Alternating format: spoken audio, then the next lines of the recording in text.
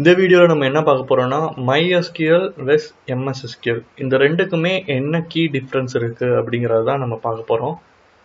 Key difference மட்டும் இல்லாம நமக்கு நிறைய பேருக்கு சம்டைம்ஸ் கன்ஃபியூஷன் இருக்கும். என்னன்னா MySQL சூஸ் பண்ணலாமா இல்ல MS SQL சூஸ் பண்ணலாமா அப்படின்ட்டு நிறைய ஒரு கன்ஃபியூஷன்ஸ் இருக்கும். அதெல்லாம் கிளியர் பண்றதுக்கு தான் இந்த வீடியோ. பொதுவாக பார்த்தீங்கன்னா நம்ம ஒரு ப்ராஜெக்ட் யூஸ் பண்ணிட்டு நம்ம ஏதாவது எந்த டேட்டாபேஸ் போகலாம் அப்படின்னு சூஸ் பண்ணும் போதே நமக்கு டாப் 2ல நிற்கிறது MySQL இல்லைன்னா MS SQL இந்த ரெண்டில் ஒன்று தான் நிற்கும். நிறைய டைம் பார்த்தீங்கன்னா ப்ராஜெக்ட் கிரியேட் பண்ணும்போது இந்த ரெண்டில் தான் உங்களுக்கு டாப் 2வாக நிற்கும். நீங்கள் எந்த ஒரு டெக்னாலஜி யூஸ் பண்ணாலும் சரி, ஒரு ஃப்ரண்ட் எண்ட் யூஸ் பண்ணிவிட்டு பேக் எண்டில் எந்த டேட்டாபேஸ் கனெக்ட் பண்ணாமே இந்த ரெண்டு தான் நிற்கும். கரெக்டாக?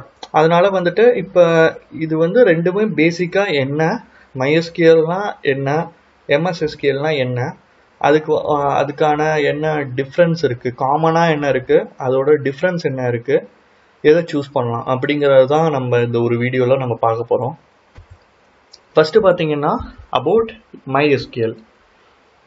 MySQL பொறுத்த வரைக்கும் இது ஓப்பன் சோர்ஸ்னால் உங்களுக்கு நல்லாவே தெரியும். இது நமக்கு லைசன்ஸ் தேவைப்படாது. இது டோட்டலி ஃப்ரீ தான். உங்களுக்கு இதுலேயே ஏதாவது சப்போர்ட்டட் வெர்ஷன்ஸ் நீங்கள் போகிறீங்க அப்படின்னா மட்டும்தான் உங்களுக்கு அதுக்கான காஸ்ட் வரும் மொழிய.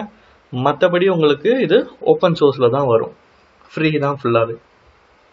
அதுக்கப்புறம் செகண்ட் பாயிண்ட் பார்த்தீங்கன்னா இது யார் டெவலப் பண்ணியிருக்கா அப்படின்னா, ஃபஸ்ட்டு எடுத்தோன்னே இது ஒரு ஸ்வீடிஷ் ஆர்கனைசேஷன் தான் இதை MySQL AVங்கிற பேரில் டெவலப் பண்ணியிருக்காங்க. அதுக்கப்புறம் பார்த்தீங்கன்னா இப்போ இது கரண்ட்டாக யார் வச்சுருக்கா அப்படின்னா ஆரக்கிள் கார்ப்பரேஷன். ஆரக்கிள் தான் நமக்கு இதை இப்போ மெயின்டைன் பண்ணி வச்சுருக்காங்க. ஓகேங்களா? இந்த ஆரக்கிள் தான் இப்போதைக்கு MySQL வச்சுருக்காங்க. மூணாவது பாயிண்ட் பார்த்தீங்கன்னா இது RDBMS. ஓகே, உங்களுக்கு RDBMSக்கும் DBMSக்கும் கொஞ்சம் டிஃப்ரென்ஸ் தெரிஞ்சிருக்கணும். இந்த MySQLும் MS SQLும் ரெண்டுமே RDBMSக்குள்ளே தான் வருது, ரிலேஷனல் டேட்டாபேஸ் மேனேஜ்மெண்ட் சிஸ்டம். இந்த இதுக்குள்ளே தான் உங்களுக்கு வருது. அதனால தான் RDBMSக்கும் DBMSக்கும் ரொம்ப டிஃப்ரென்ஸாக நான் இந்த வீடியோவில் நான் சொல்லலை. பேசிக்காக சொல்லணும் அப்படின்னா DBMSல உள்ளதை விட்டு RDBMSல நிறைய ஃபியூச்சர்ஸ் உங்களுக்கு இன்க்ளூட் ஆகியிருக்கும். ஓகே, அது சிம்பிளாக புரிஞ்சுக்கிட்டோம்னா இதுதான் RDBMS.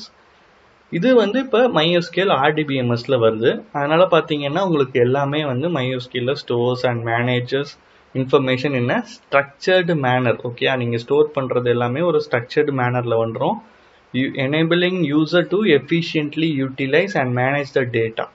ஓகே, ஒவ்வொரு யூசரையும் நீங்கள் எப்படி உள்ள அந்த டேட்டாபேஸில் இன்க்ளூட் பண்ணுறீங்க, அதுக்கான செக்யூரிட்டி லெவல் என்ன, அவங்க டேட்டா இதில் எப்படி மேனேஜ் பண்ண போகிறீங்க, இது எல்லாமே உங்களுக்கு இந்த MySQLல உங்களுக்கு இந்த RDBMS இருக்கனால உங்களுக்கு எல்லாமே இன்க்ளூட் ஆகிரும். அண்ட் ஃபைனலாக பார்த்தீங்கன்னா இது என்ன லாங்குவேஜஸ் நம்ம யூஸ் பண்ணுறோம் அப்படின்னா ஸ்ட்ரக்சர்டு கொரி லாங்குவேஜ். ஓகே, SQLங்கிற இந்த லாங்குவேஜ் யூஸ் பண்ணி தான் நம்ம ப்ராஜெக்டை ப்ராஜெக்ட்குள்ளே டேட்டாபேஸை இம்ப்ளிமெண்ட் பண்ணும் போது கொரி எழுதும் போது இன்சர்ட் அப்டேட் டெலீட்டுங்கிற கொரினா எழுதுவோம்ல, அது எல்லாமே என்ன லாங்குவேஜ் அப்படின்னா ஸ்ட்ரக்சர்ட் கொரி லாங்குவேஜ் SQLன்னு நம்ம சொல்லுவோம். ஓகே, நெக்ஸ்ட்டு பார்த்தீங்கன்னா MS SQL. About MS SQL. MS SQL உங்களுக்கு டிஃபால்ட்டாகவே தெரிஞ்சிருக்கும். அது ஆரக்கிள், MySQL ஆரக்கிள்னா MS SQL மைக்ரோசாஃப்டோடது. செகண்ட் பாயிண்ட் என்னன்னா, ஒரு பிஸ்னஸாக இருக்கட்டும், ஒரு பிஸ்னஸ் சைடு இல்லை ஆர்கனைசேஷன் சைடு எதுவாக இருந்தாலுமே வேர்ல்டு வைடு ரொம்ப பாப்புலரான டேட்டாபேஸ்னால் MS SQL தான். பிகாஸ் அதில் உங்களுக்கு நிறைய செக்யூரிட்டி சிஸ்டம்ஸ் இருக்குது, நிறைய ஃபியூச்சர்ஸ் இருக்குது, மார்க்கெட்டிங்கான டிமாண்ட் நிறையா இருக்குது. அந்த ப்ராடக்டில் உங்களுக்கு நிறையா விஷயம் இருக்குது. MySQLை கம்பேர் பண்ணும்போது MS SQLல நிறைய ஃபியூச்சர்ஸ், செக்யூரிட்டிஸ், டிமாண்ட்ஸ் நிறைய உங்களுக்கு ஃபங்க்ஷனாலிட்டிஸ் நிறையாவே இருக்குது. இதுவுமே பார்த்தீங்கன்னா ஸ்ட்ரக்சர்டு கொரி லாங்குவேஜில் தான் வருது MySQL மாதிரி. அண்ட் தென் இதோட scalability and performance two of MS SQL's most notable characters.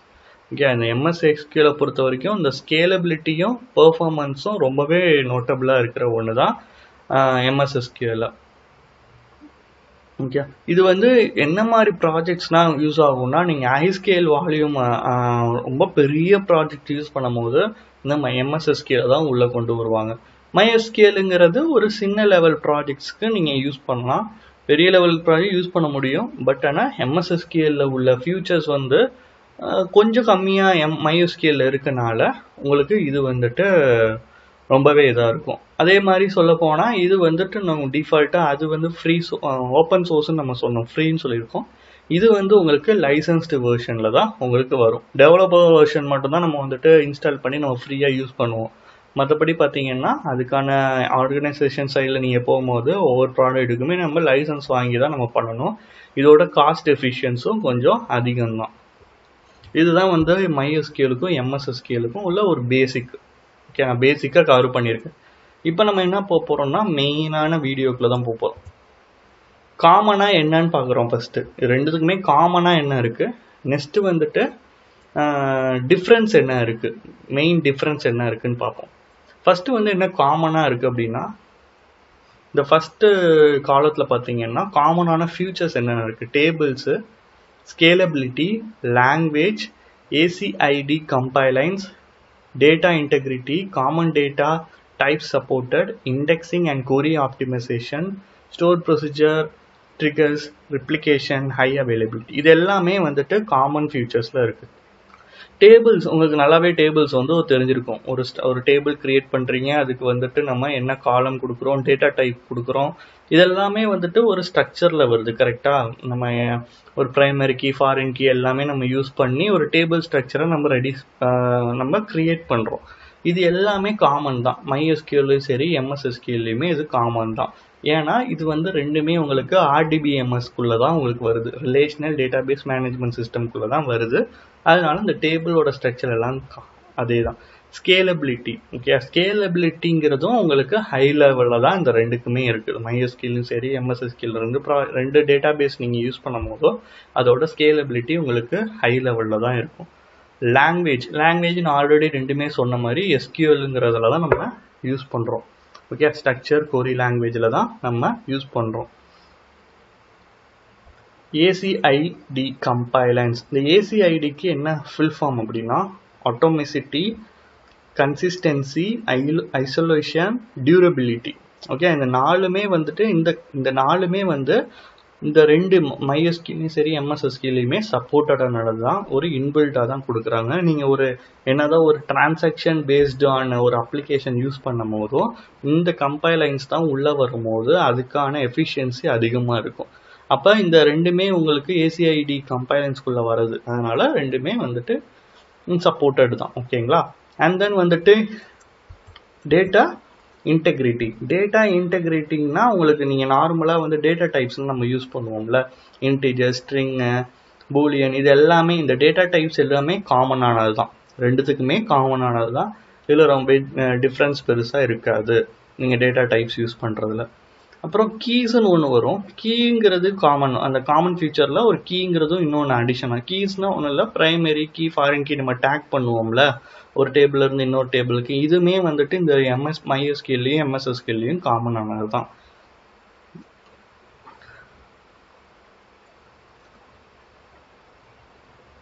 Okay, அதே மாதிரி பார்த்தீங்கன்னா indexing and query optimisation. Indexing and query ஆப்டிமைசேஷன்னா உங்களுக்கு வந்து நீங்கள் டேட்டா பேஸில் வந்து நம்ம MSSQLலேயே நிறைய வீடியோ போட்டிருப்போம். ஓகே, நார்மலைசேஷன், நார்மலைசேஷன்லேயே என்னென்ன இருக்குது அப்படிங்கிறது நிறைய நம்ம வந்து ஒரு ஸ்ட்ரக்சர் பேஸ் பண்ணி நம்ம வந்து ஒர்க் பண்ணியிருப்போம். இந்த டேட்டா பேஸை நம்ம இப்படி தான் வந்து ஒர்க் பண்ணணும், இப்படின்னா நம்ம பண்ணும் போது அதோட பெர்ஃபார்மன்ஸ் வந்து இன்னுமே நல்லா இருக்கும்.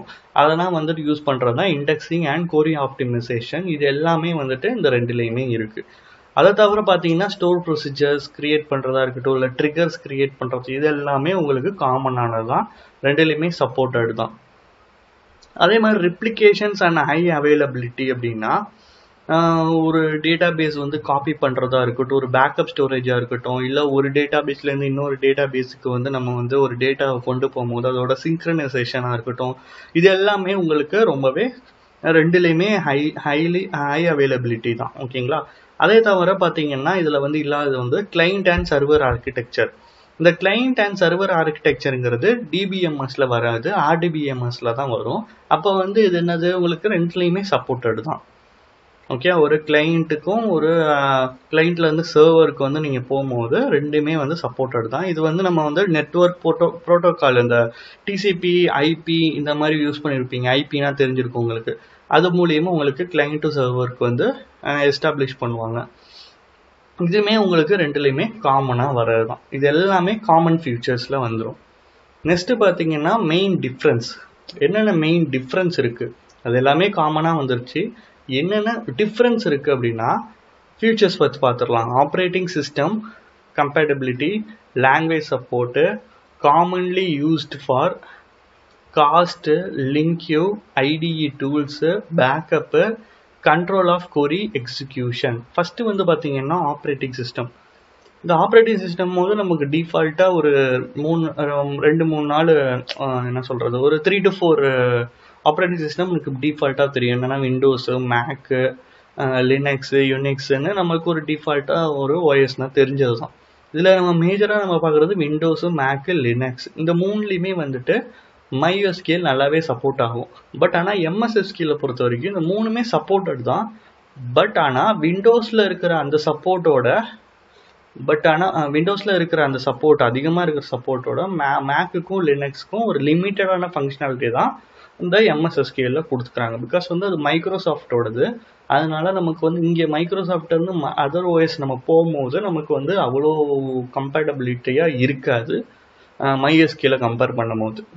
அடுத்தது பார்த்தீங்கன்னா லாங்குவேஜ் சப்போர்ட். லாங்குவேஜ் சப்போர்ட்டுங்கிறது ஓரளவுக்கு ரெண்டுமே சிமிலராக தான் இருக்கும். Java, PHP, C++, Python, Ruby, Visual Basic இது எல்லாமே காமன் தான். இந்த ரெண்டுத்துக்குமே காமனாக தான் இருக்குது. ஆனால் அடிஷ்னலாக இங்கே எது MySQL சப்போர்ட்டாக இருந்தது, இப்போ ஸ்கீம், TCL, SQL அண்டு நிறைய உங்களுக்கு நிறைய லாங்குவேஜஸ் சப்போர்ட் பண்ணுறது எது அப்படின்னா MySQL சப்போர்ட் பண்ணும். நம்ம இந்த MySQL வந்து காமனாக எந்த லாங்குவேஜ் யூஸ் பண்ணுவோம்னா அதுதான் PHPக்கு நம்ம யூஸ் பண்ணுவோம். MSSQL .NET லாங்குவேஜுக்கு நம்ம யூஸ் பண்ணுவோம். கரெக்டுங்களா? பிகாஸ் வந்து இது ரொம்பவே கம்பேட்டபிளாக இருக்கும் ரெண்டுத்துக்குமே. நீங்கள் MySQL .NETலையும் நம்ம யூஸ் பண்ணலாம். பட் ஆனால் அதுக்கான தேர்ட் பார்ட்டி டூல்ஸை வந்து நம்ம உள்ளே கொண்டு வந்துட்டு இம்ப்ளிமெண்ட் பண்ணிட்டு தான் நம்மளால் அதை MySQL வந்து .NETல நீங்கள் யூஸ் பண்ண முடியும். டைரக்ட் நேட்டிவ் சப்போர்ட் வந்து MySQLக்கு கிடையாது. நம்ம வந்து அதோட ஒரு சப்போர்ட்டிங் தேர்ட் பார்ட்டி டூல்ஸ்னால் நீங்கள் உள்ளே கொண்டு வந்து தான் நீங்கள் இம்ப்ளிமெண்ட் பண்ண முடியும். நெக்ஸ்ட் வீடியோவில் நான் வந்து MySQL எப்படி .NETல வந்து இம்ப்ளிமெண்ட் பண்ணி ஒரு CRED ஃபங்க்ஷன் ஒர்க் பண்ணுறதுன்னு நான் காட்டுறேன். காஸ்ட் வைஸ் நான் ஆல்ரெடி சொன்னது தான். MySQL வந்து ஃப்ரீ. ஒரு சப்போர்ட்டிங் ஃபேக்டர்ஸ்க்கு மட்டும்தான் சில சார்ஜஸ் வந்து கலெக்ட் பண்ணுவாங்க ஒரு ஆர்கனைசேஷன் நீங்கள் போகும்போது. மற்றபடி உங்களுக்கு டோட்டலி ஃப்ரீ தான். இது ஓப்பன் சோர்ஸு. MSSQL பொறுத்த வரைக்கும் டிஃபால்ட்டாகவே லைசன்ஸ் தேவை உங்களுக்கு. ஓகே, டெவலப்பர் வெர்ஷன் மட்டும் தான் ஃப்ரீயாக இருக்கும் மேலேயே மைக்ரோசாஃப்டில். மற்றபடி நீங்கள் ஒரு ஆர்கனைசேஷனாக போகும்போது எல்லாத்துக்குமே பேக்கு நீங்கள் லைசன்ஸ் வந்து வாங்கிட்டு தான் நீங்கள் போக முடியும். காஸ்ட் வைஸுமே இது கொஞ்சம் காஸ்ட்லியாக தான் இருக்கும். லிங்க்யூ கொரி நம்ம ஆல்ரெடி நம்ம படிச்சிருப்போம். லிங்க்யூ டு ADO.NET, லிங்க்யூ டு SQLன்னு கொரிஸ் நம்ம வந்துட்டு நம்ம பிளேலிஸ்ட்லேயே இருக்குது. ஓகேங்களா? இந்த ஷீஷா பேசிக்ஸ்லேயே நம்ம லிங்க்யூ டு SQL ADO.NETல நம்ம கொடுத்துருப்போம். அப்படிங்கிற போது அந்த கொரிஸை வந்து நீங்கள் யூஸ் பண்ணணுன்னா MySQL யூஸ் பண்ணும் போது third party tool needed. Okay, நீங்கள் அதை ஒரு .NETல நீங்கள் லிங்க்யூல யூஸ் பண்ணுறீங்கன்னா நீங்கள் தேர்ட் பார்ட்டி இதாக கொண்டு வந்துட்டு தான் நீங்கள் கனெக்டர் வச்சு தான் நீங்கள் யூஸ் பண்ண முடியும். இது வந்து MSSQL பொறுத்த வரைக்கும் உங்களுக்கு டைரெக்டாகவே அவைலபிளாக தான் இருக்குது. ஐடி டூல் நம்ம வந்து MySQLக்கு வந்து என்ன ஐடி யூஸ் பண்ணுவோம்னா ஒர்க் பெஞ்சுன்னு சொல்லிட்டு பேசிக்காக நம்ம காமனாக இருக்கிறது work bench MySQLக்கு.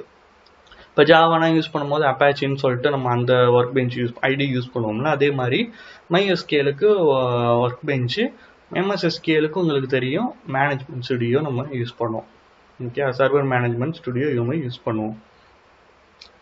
SSMS, SQL server management நம்ம யூஸ் பண்ணுவோம். அப்புறமேட்டு பார்த்தீங்கன்னா பேக்கப், டேட்டா பேஸை ஒரு பேக்கப் எடுக்கிறோம் அப்படிங்கிறதுக்கு இதில் எப்படி கம்பேர் பண்ணுறாங்கன்னா MSSQL உங்களுக்கு நீங்கள் வந்து ஆட்டோமேட்டிக்காக நீங்கள் பேக்கப் எடுத்துக்கலாம். ஓகே, நீங்கள் ஆட்டோமேட்டிக்காக கொடுக்கலாம், ரொம்ப ஈஸியாக இருக்கும் உங்களுக்கு பேக்கப் எடுக்கிறது. பட் ஆனால் MySQL பொறுத்த வரைக்கும் அதுக்கான கமாண்ட் லைன்ஸ் வந்து கொஞ்சம் அதிகமாக இருக்கும். நீங்கள் நிறைய ஒர்க் பண்ணுற மாதிரி இருக்கும் அந்த டேட்டா பேஸ் எடுக்கிறதுக்கு.